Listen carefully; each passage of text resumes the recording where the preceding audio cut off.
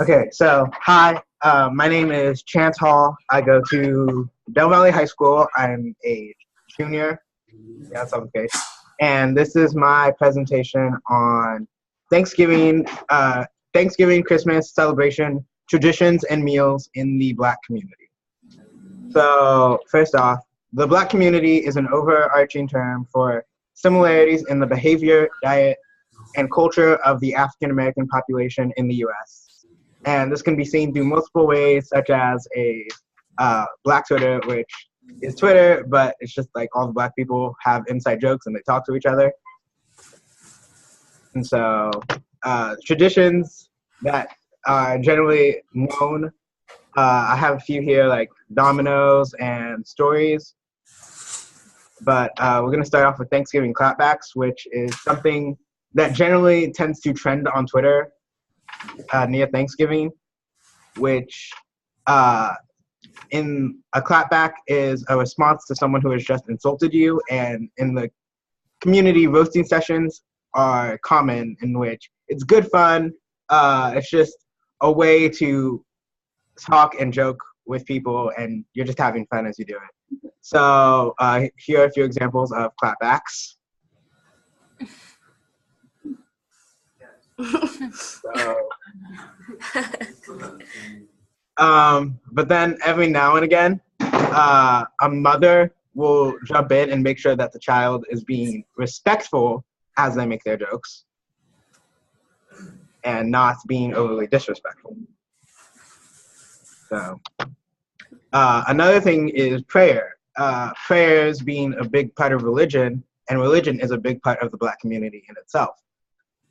One of the disadvantages is you bless the food before you eat it every time, but usually the prayer goes on for too long. And the people who generally pray for too long are grandparents, preachers, and war veterans, also uncles. So dominoes is a game that uses domino tiles that you have to match to receive points in scores of like 5, 10, 15. This is a game that's both really complicated and really simple because it's simple to play, but it's complicated to actually know what you're doing. And this is also a game that can change hands really easily. Like you could be last place and then go to first place, or you could be first place and just not score anything for a million years. But yeah, it's a pretty fun game, especially if you play in doubles, because that's just a mess. So the grandmother is the person who knows the best. If there's more than one grandmother, they both run everything. They make sure that everything is nice, and they make sure that everything is running smoothly. And they also get the ultimate form of respect. You do not roast her. You do not clap back. If you do it, it's your last holiday with that grandmother. So your grandmother generally will skip over your mom, because when your mom says that you had enough to eat, but then your grandmother will be like, no, let him eat. Your grandmother does generally, you love your grandmother more than you love your mother when it comes to Thanksgiving celebrations. So, and then story time. This is usually started by an uncle who talks about his childhood, and then it branches off to other people talking about related events. And this is usually for the adults, but as long as you stay quiet and you're pretty mature, you can generally sneak in and stay like 9 times out of 10. And then people will always be watching the football game. Don't change the channel. Give a clear warning before you walk through. Make sure no big plays are happening. And then if there is no game on, the TV will be on a comedy movie. It's usually a Tyler Perry movie. And people will be generally watching football games and movies. They'll both watch the football game and they'll have a conversation at the same time, which leads to some great remarks when they're talking about it, and then a good play happens or a bad play happens, and the tone of the whole conversation shifts. So those are some pretty fun parts. And now we go to like foods during celebrations. So This is a long list of foods. We aren't going to cover them all. We will cover most. So first off, turkey. You always have to have turkey on Thanksgiving. This is generally done good, but if it's done wrong, it is really dry, and you cannot chew it, you cannot swallow it. So ham is the alternative, and I usually like ham better than I like turkey, because turkey is a toss-up if it's dry or not. The ham is great. I'm biased. So dressing. So dressing is salted breadcrumbs, and it's thickened with eggs into a batter. And if the batter is cooked and it tastes good, and then there's also gravy sometimes that's added along with it. And the gravy makes it taste better, but it already tastes good by itself, so I don't know why you need to add gravy, but hey. So baked mac and cheese. So this is when noodles are just mixed with cheeses, and then they're spiced, and then they're placed in a pot, and then they're baked. So this is a very popular item, and so there are usually at least 2 pans of this being made before the dinner starts, and then they're constantly making more as the dinner is going on, because a lot of people want it. So the bigger the family, the more mac and cheese there'll probably be. Oh my gosh. Yes. Sweet tea. This is a drink staple of both the Black community and the Southern community. So being in Texas, we have to have it. The tea is generally over sweetened, so that way when the ice melts, the water actually cuts down the sweetness, and it balances it out better. And so that's the sweet tea. And then there may also be Kool-Aid. So this is for the people who don't like sweet tea and more enjoy Kool-Aid and stuff. Or the tea is like Long Island iced tea. So yeah. Then potatoes and yams. These are key ingredients in meals. And these are also meals themselves. So if you don't have potatoes in anywhere during a Thanksgiving meal, that's not a Thanksgiving meal. So like mashed potatoes, potato salad, it comes in for, you can have it in baked mac and cheese. I had that once. It was good. Cheesy potatoes. Huh? Oh, yeah, sorry. So pink salad. This goes by a lot of names, but we generally call it pink salad. So it's made from marshmallows, condensed milk, Cool Whip, cherry pie filling. And this is the dessert that your grandmother makes that people argue over who gets to pack up the most. It's really fluffy. It's kind of like a dessert soup-ish. I have no idea how to explain it, but it tastes good, and especially if there are like cut cherries in it, like cherries cut in quarters. Oh man, it's like great. It's the bomb. May I just ask, what other names do they call pink salad? It's like pink ambrosia. Wait, I have a list here. Hold up. Wait, hold up. What else do they call pink salad? I know it's like pink. I know it's like heavenly. No, it's heavenly pink salad, pink cottage, cherry fluff, pink ambrosia. Yeah, I got that. Cherry fruit. Like, there's a lot of. Okay, that's it. Okay, so next up, bread rolls. Sorry. You always have to have bread rolls. You have to have some sort of bread. So if there are no bread rolls, there's cornbread. A bread roll is pretty obvious what a bread roll is. Oh. And then pecan pie. Pecan pie is a staple of desserts. And this is always served at celebrations. If it's not there, someone will go get it. If no one wants to go get it, someone will make it. This is, although we say it's a dessert, some people will sneak it in before they actually start eating. If that person is caught, there is a bit of ruckus over, you need to make sure that you actually eat something first. But generally, it's either ignored or played off really well. So, yeah. That's my last slide. Are there any questions? Does anyone have any questions? I have a question. Yes. is in Canada, we've adopted Black Friday, and I think this was a tradition that started in the United States. Oh, yeah. Is that something that your family celebrates as Black Friday? Okay, yes, that's actually one of the things that I had in my traditions at first, but then I cut it out because It's too cheap. it is kind of cheap because one of the things is half the family will because it's not even on Friday. And it's not even on Thanksgiving. Yeah, unfortunately, what's happened, Beth, is that Black Friday has moved into Thanksgiving. So, like J.C. Penney's this year, to give you an example, they opened their stores up at 2:00. So a lot of people are moving their Thanksgiving dinner from 4 or 5 o'clock to like the noontime, eat a meal or whatever, then go out shopping. The women go out shopping and the men go watch a football game or some activity like that. That has become more standard. Now, we still have a lot of people fighting over stuff, and we still have people.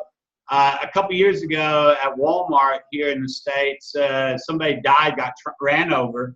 So they no longer really have it open like 2 or 3 o'clock in the morning. So they're trying to open it on Thanksgiving Day.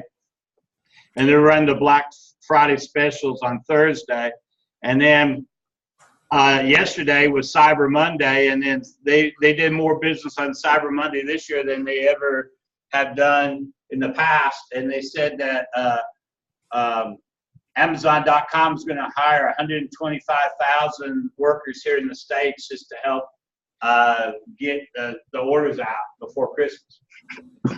Yeah, but also adding on to that, with Black Friday, generally there are sales before Black Friday, and then there's like the huge Black Friday sale. Yeah. So in my family, we have like half the family go for those small sales. And then we're eating, like, we save food for them. We don't save that much food, but we save food. And then they come, they get their food, and then a few other people go for that big Black Friday sale. But generally, not that many people in my family do Black Friday. Not that many people I know actually go to Black Friday. So, yeah, that's generally the thing that happens. Excellent. I don't think we have any other questions, but your presentation was very thorough. You taught us a lot. That was fantastic. Wait, I have a question. We do one more question. I see often people in the States, I think it's stuffing, and you guys put marshmallows on it. Okay. It's like, it's something, and there's marshmallows on it, and they're like, oh yeah, it's normal, but. Let me look this up. I've never seen this before. Do you know what I'm talking about? No. But that's the thing. People they put marshmallows. Stuffing with marshmallows? It's good. Candied yams. Yeah. Oh, candied yams. Someone from our class is wondering if it's yams with marshmallows on top. That probably makes more sense than stuffing with marshmallows. Yeah. Candied yams is what someone just looked up. Yeah, it's candied yams, not. I didn't know what it was. It's okay, Teresa. It's fine. All right, so I think we're good for questions. That was great. Thank you. Thank you. Woo. Is there someone else? Is there anyone else presenting on your end, or would you like to see our presentation now? No, there's no one over here. I'd actually like to see yours. Yeah, that'd be cool. Okay, so we will start ours. Okay, so you can take your how to do this. No, it's already here. Share screen. Spread share screen. And then present. Can you see the screen? Yes. Yeah. Okay. All right, so we're gonna be doing 2 presentations, one on food celebration and one on food security. We're from London, Ontario, Canada, and this is Mrs. Miller's food and nutrition class. You can ask questions after our first presentation if you wish, and same with the second presentation. So the first dish that is commonly celebrated, this is a Brazilian tradition, so it's called pavê, and it's like a Brazilian cookie custard dessert, and it's a lot like a tiramisu, and we'll have it on holidays like Christmas or Easter, and there's like a whole bunch of different flavors, like cookies, so you can go and get like a million different cookies, and it's similar to that, you just make it with different ingredients. The most common are chocolate and cream. So the next dish is called Zege, and it's a popular Tanzanian dish, and it kind of resembles a potato omelet. I really like this because it's really filling, and my mom, the way she likes to make it is that she fries the fries that's in it, and then she'll make the egg mix with like onions and other stuff in it, and then she'll put the fries on the pan, and then she'll put the egg mix inside, and she'll put some cover on top to get it so that it has its like circular shape. And it's like an Eastern African salad served with tomatoes. And I like having it. You can have it with any dressing, but I like to have it with ketchup personally. So the dish I'm going to be talking about is called Maznik. So Maznik is a baked dish that originates from Macedonia, and also any Middle Eastern country usually has it prepared in any celebration, like for instance Ramadan or like Christmas or something. So Maznik has a filling made up of feta cheese and ricotta cheese. So the outer shell is a homemade pastry dough, and we chose this dish because it's usually eaten with the whole family together, especially during holidays, again, like Christmas or Thanksgiving. And usually you can get other stuffings in it, like there's sometimes lettuce and ricotta cheese, or lettuce and feta cheese. Or like spinach sometimes, Yeah. and cheese.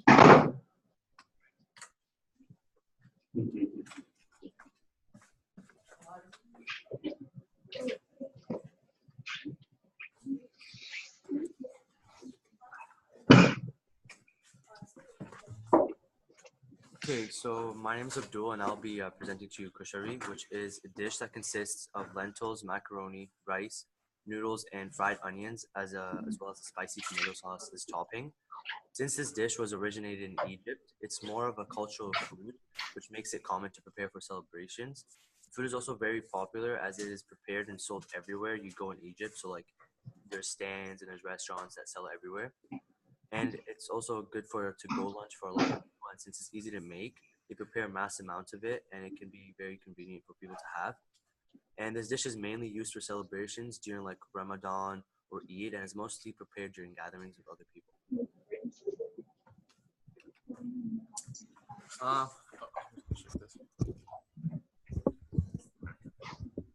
Okay, so hi, my name is Josh, and this is a dish that's a traditional Spanish dish that you eat on Thanksgiving. Not everyone eats it, but in my family, we've been doing it for years and years, and it's become a long tradition for us. So basically, it is what it consists of is, as you can see from the pictures, it looks like a very, very messy sandwich, and in general, that's what it is. So it's a sourdough bread that's stuffed with turkey, and then topped with like a like very hot salsa, and it's not spicy, but it's more kind of like tomato sauce. And there's olives. You put dried what are they called? Like prunes inside of them. Just to give the sauce flavor. You can also use like coleslaw, but it's not traditional coleslaw.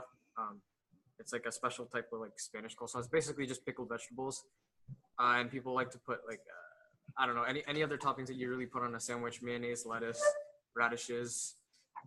But it's something that it could be considered street food. So it's supposed to be very messy, and you don't really eat it like you don't. It's not really a big occasion. People just grab their plates and stuff their faces with these sandwiches. So it's a pretty fun time on Thanksgiving.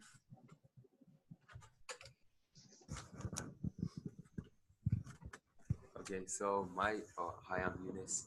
So the dish I did is Irish stew, and it's typically eaten on St. Patrick's Day, and it's a popular meal eaten on St. Patrick's Day in Ireland and Scotland, and it's cooked usually after they celebrate and they go out to parades, and they're usually eaten in like large family gatherings, and typically with bread, and the main ingredients that are cooked in it are lamb, or it can be like any type of meat, like it could be like beef or anything, and tomatoes, onions, tomato sauce, and garlic. Next up, we have Alara.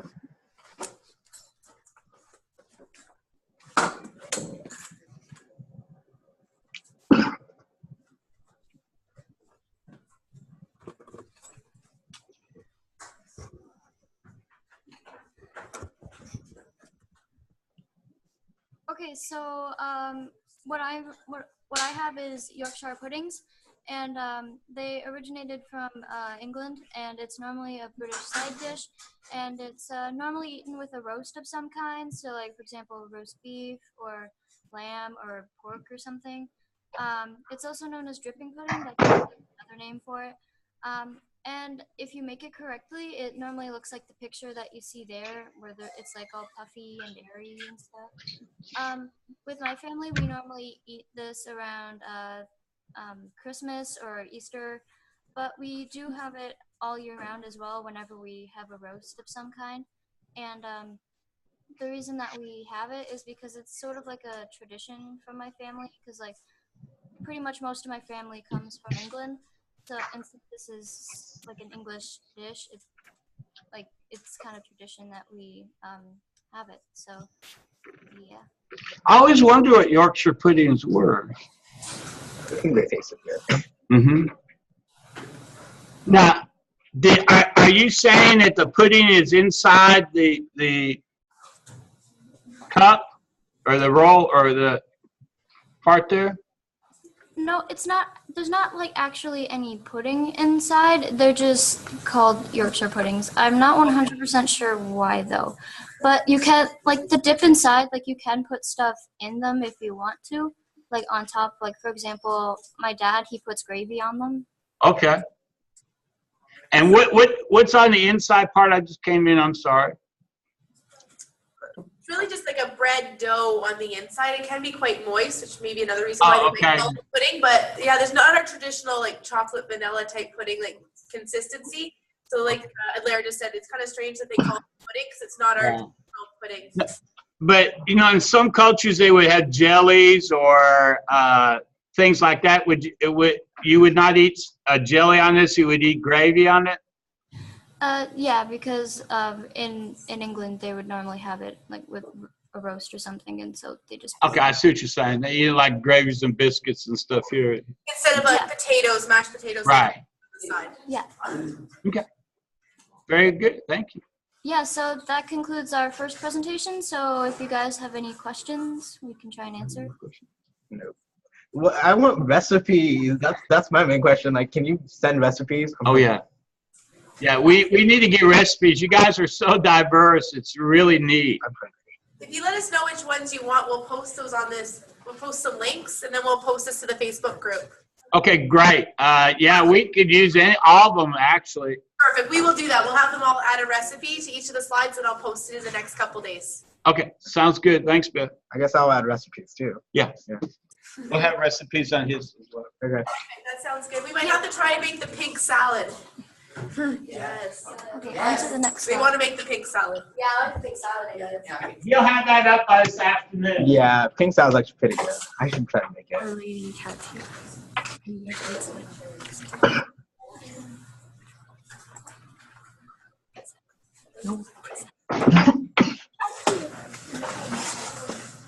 So this is our food security presentation, and we're going to be talking about the problems we have in our country with food security. Okay. Why food security is important. Food is a fundamental human right, and about 1 in 9 people around the world go hungry every day. Natural disasters and conflict can trap people in hunger, and if a child does not receive sufficient nutrition in the first 3 years of their life, they're at risk of mental impairment, poor health, and low productivity. Micronutrient and macronutrient deficiencies are a form of hunger as well, and these deficiencies can make it very difficult for the human body to function properly. Food is the basis of the community's economy as well as the distant supplier's economy. Hey, my name's Emily, and I'm going to be talking about what is food insecurity. So food insecurity is when people don't have access to fresh, nutritious, and affordable food. This is usually caused by financial constraints. Food insecurity is a serious public health problem. It negatively impacts physical, mental, and social health. Food insecurity is also connected to food deserts, which are areas of land where people have no access to fresh and affordable food.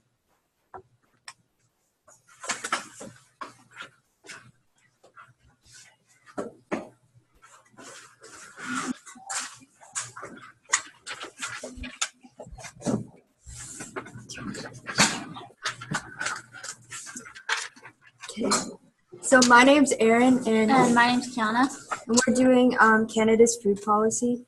And what is a food policy? A food policy is a way to address the issues related to the production, distribution, and consumption of food. It can set a long-term vision for health and environmental, economic, and social goals related to food. It increases access to affordable foods. It increases quality of food. It improves health and food safety. It maintains Canadians' natural resources and the environment, and it helps grow Canadians' agricultural and food sectors. So, for example, a food policy will ensure that Canadians living in poverty, Indigenous peoples, and those in remote and northern communities will be able to receive food that is affordable and high quality. A food policy will also provide healthier and safer options while also lowering health costs. Not only that, but it will also help conserve Canada's natural resources. Overall, Canada's food policy will affect Canada's food security in a positive way because it is run by the Canadian government, and the Canadian government is asking many different Canadians of their opinions on the food policy. For example, the government has a survey online and that Canadians took to help influence what they put on the food policy. Canada's food policy focuses on 4 major topics: food affordability and improving health and food safety, conserving our natural resources, and growing more high-quality food. A food policy is very beneficial for Canadians' food security, and it will help solve some problems regarding it. And if you want to learn more about it, there's a link on the bottom of the slide.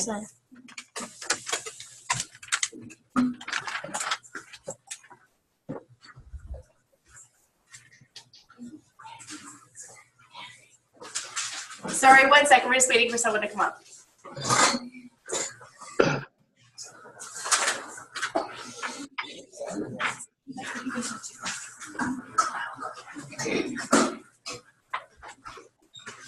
Hi. This isn't mine. This isn't mine. Huh? This isn't mine.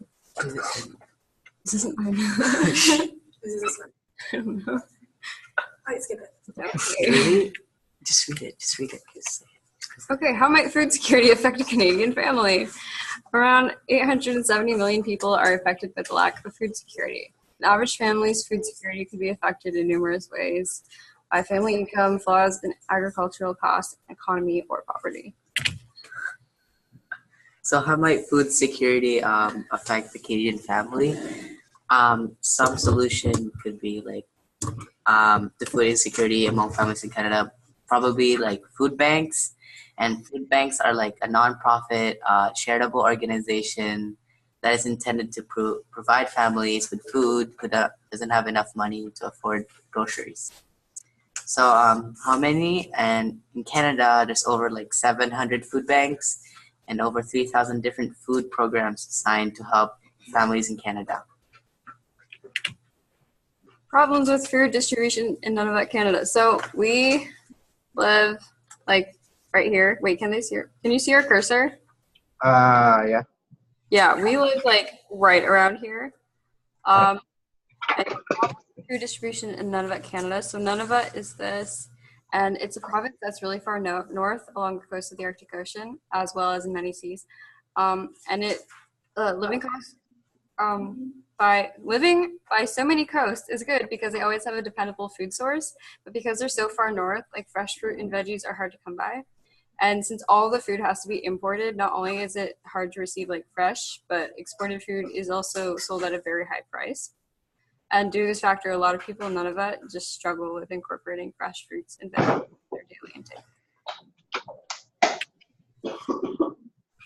Alright, so GMOs and Canadian food security. Yeah. And GMOs are genetically modified organisms. Now, what are your laws about GMOs there? Do they have to all be identified?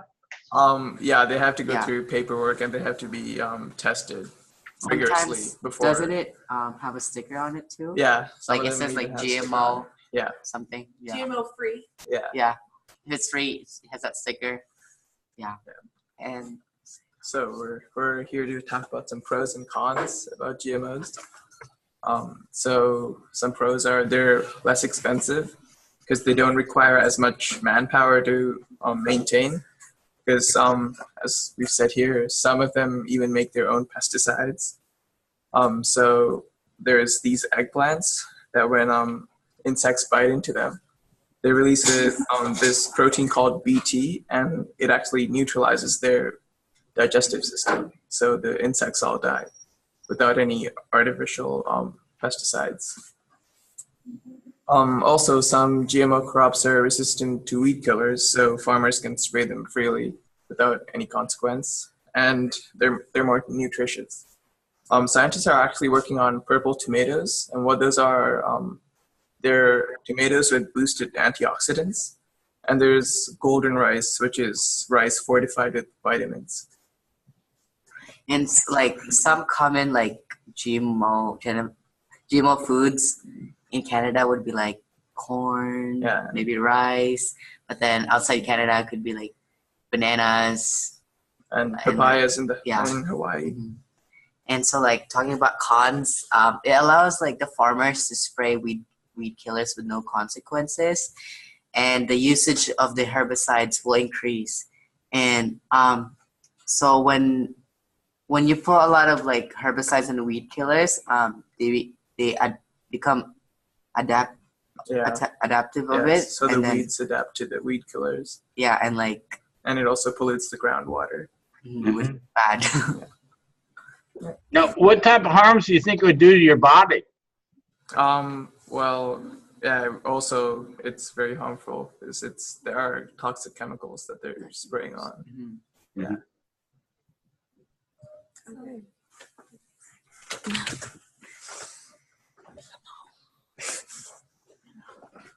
Wow.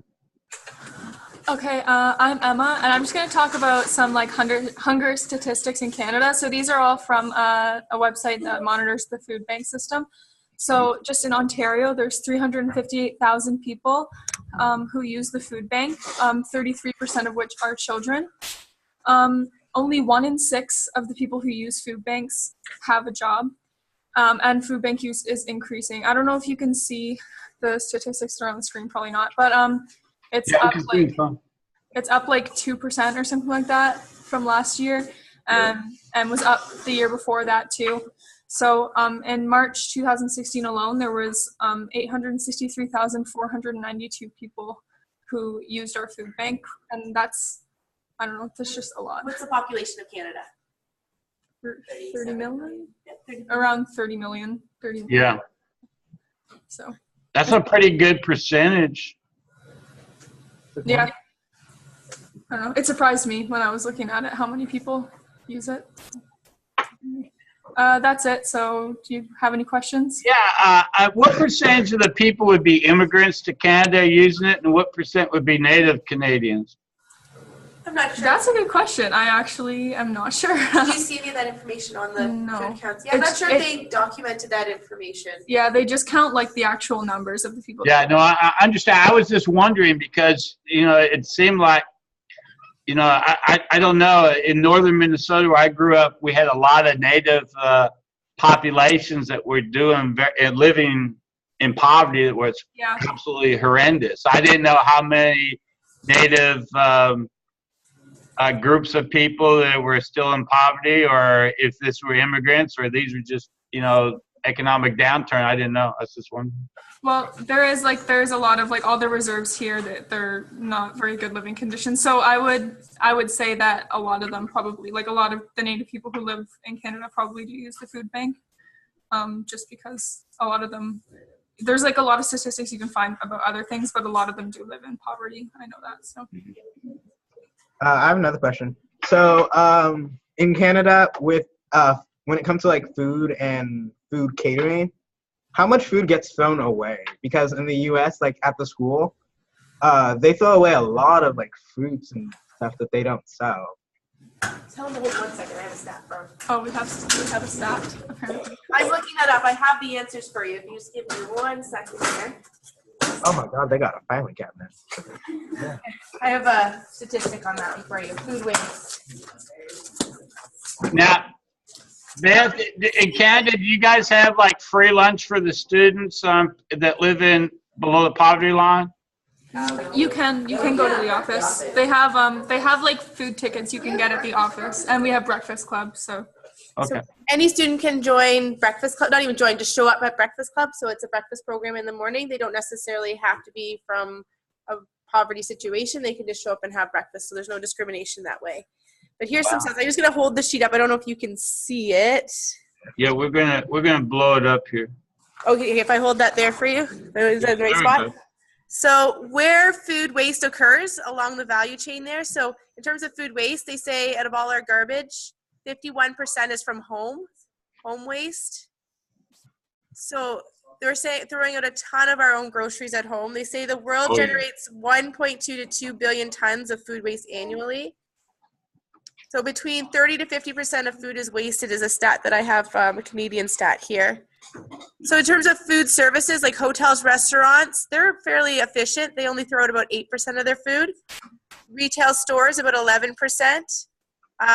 Food that's in transportation, like in transport, like on trains or buses, not buses, but trains and trucks and boats, they lose about 3%.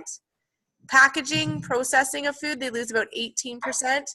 And food that's just lost out in the field is about 9%. So food from farmers' fields and crops, about 9%. So that's where the food waste chain is that I have. This is a document called Consumers in Health and Nutrition.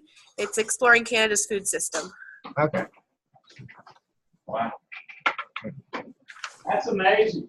Dude, what nuts. But here in the States, we have a food program where probably 90% of our students are on free and reduced lunch.